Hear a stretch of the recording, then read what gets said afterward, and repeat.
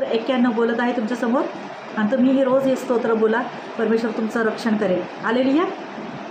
जो परात्परांच्या गुप्तस्थली वसतो तो सर्व समर्थांच्या सावलीत राहील. परमेश्वराला मी माझा आश्रयदुर्ग असे म्हणतो.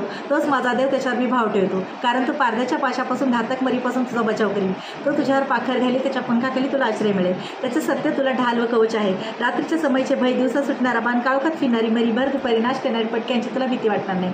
तुझ्या बाजूस सहस्त्रावधी पडले, तुझ्या उजव्या हातास लक्षावधी पडले तरी तुला भिडणार नाही. मात्र तुझ्या डोळ्यांना ते दिसेल आणि दुर्जनांना प्राप्त होणारे प्रतिफळ तुझ्या दृष्टीस पडेल. कारण परमेश्वर माझा आश्रय असे म्हणून तू परात्पराला निवासस्थान केले आहे.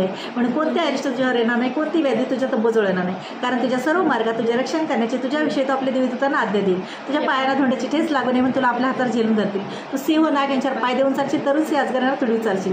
माझ्यावर त्याचे प्रेम आहे म्हणून मी त्याला मुक्त करीन. त्याला माझ्या नावाची जाणीव आहे म्हणून मी त्याला उच्चस्थली सुरक्षित ठेवीन. तो माझा धावा करीन, मी त्याला उत्तर देईन. संकट समोर मी त्याच्या जोर राहीन. मी त्याला मुक्त करीन, त्याला गौरव देईन, त्याला दीर्घायुष्य देऊन तृप्त करीन. त्याला मी सिद्ध केलेल्या कारणाचा अनुभव घडवीन. Amen, amen, amen. Praise Lord. God bless you. Yeshu माझ्यावर प्रेम करतो, येशू तुमच्यावर प्रेम करतो. I love you Jesus, I love you Lord, I love you Holy Spirit. Yeshu येणार आहे. आमेन.